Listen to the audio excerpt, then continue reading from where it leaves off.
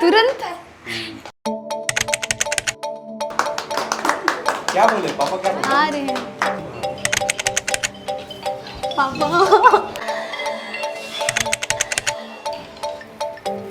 तुम्हारे प्यार की कसम तुम्हारे। दोस्तों, झारखंड एकेडमिक काउंसिल यानी कि जैक बोर्ड ने गुरुवार की दोपहर कक्षा 10वीं का रिजल्ट घोषित कर दिया है।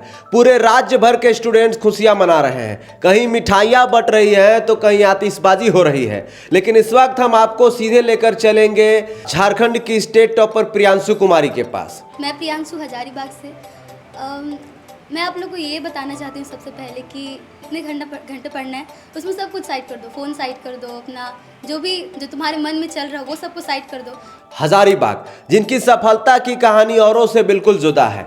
जब पूरा झारखंड प्रियांशु का नाम गूगल पर सर्च कर रहा था, तब यह होनहार बेटी कहाँ थी और इसे अपनी कामयाबी की खबर कैसे मिली, चलिए हम आपको डिटेल में बताते हैं। अक्सर आपने सुना होगा कि सफलता शोर मचा देती है, लेकिन झारखंड की स्टेट टॉपर प्रियांशु कुमारी के मामले में यह शोर तब मचा जब वो सुरों की साधना में लीन थी। जी हां, हजारीबाग की प्रियांशु कुमारी ने मैट्रिक परीक्षा 2026 में 99.60% अंक लाकर इतिहास तो रचा ही है, लेकिन उनकी सफलता की यह खबर उन तक कैसे पहुंची, यह कहानी किसी फिल्म के सीन से कम नहीं है। दोस्तों, गुरुवार को जब झारखंड एकेडमिक काउंसिल ने नतीजे घोषित किए, तब पूरा राज्य अपने मोबाइल स्क्रीन पर टॉपर का नाम खोज रहा था। लोगों को पता चल चुका था कि हजारीबाग की प्रियांशु कुमारी ने टॉप किया है, लेकिन खुद प्रियांशु को इस बात की खबर तक नहीं थी। वो हमेशा की तरह अपनी म्यूजिक क्लास में बचपन के शौक को तराश रही थी। तभी वहां पर एंट्री होती है जोहार हजारीबाग के पत्रकार फैज अनवर साहब की। फैज अनवर साहब सीधे प्रियांशु के पास पहुंचे इंटरव्यू लेने के लिए, और उन्हें वो खबर दी जिसे सुनकर प्रियांशु की आंखें खुशी से झलक उठी। फैज साहब ने ही प्रियांशु को बताया, बधाई हो प्रियांशु, तुम किसी स्कूल या जिले की नहीं बल्कि पूरे झारखंड की टॉपर बन गई हो। प्रियांशु को पहली बार तो यकीन ही नहीं हुआ, लेकिन फिर उन्होंने जब चेक किया तो पता चला, एक तरफ सुरों का रियाज और दूसरी तरफ कामयाबी की ऐसी गूंज। यह पल प्रियांशु और उनके परिवार के लिए हमेशा के लिए यादगार बन गया। देखिए दोस्तों, अमूमन स्टेट टॉपर से जब उनके भविष्य के बारे में पूछा जाता है तो जवाब मिलता है कि हम डॉक्टर या इंजीनियर बनेंगे, लेकिन प्रियांशु ने यहाँ भी अपनी सादगी और स्पष्ट सोच से सबको हैरान कर दिया। मैसेज देना चाहेंगे आज के जो यंग स्टूडेंट्स हैं जो एग्ज़ाम दे रहे हैं, क्या म्यूज़िक एक सिर्फ पार्ट टाइम लेना चाहिए कि फुल टाइम साथ में लेके चलना चाहिए? नहीं, मतलब अपना म्यूज़िक को भी, जो भी अपना स्किल है, जो भी अपना टैलेंट है, उसको तो साथ में रखना ही चाहिए। म्यूज़िक में भी हम लोग शायद बॉलीवुड हॉलीवुड में आपको गाना सुनते हुए देखेंगे। कोशिश करेंगे।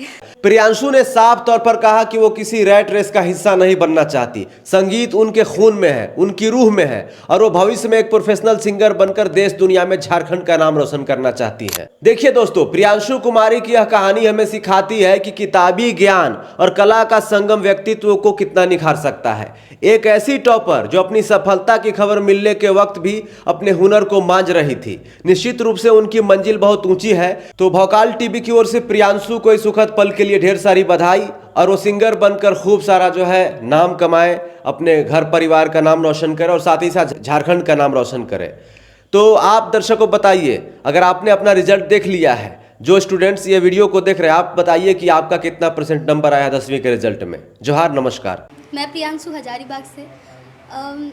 मैं आप लोग को ये बताना चाहती हूँ सबसे पहले कि अपना एक रूटीन बनाना तो बहुत ज़रूरी है कि हमको इतने घंटे पढ़ना है, उसमें सब कुछ साइड कर दो। फ़ोन साइड कर दो, अपना जो तुम्हारे मन में चल रहा हो वो सब कुछ साइड कर दो, और 3-4 घंटे जितना भी तुमको लगता है कि इतना हमको पढ़ना चाहिए उतना देर ज़रूर पढ़ो।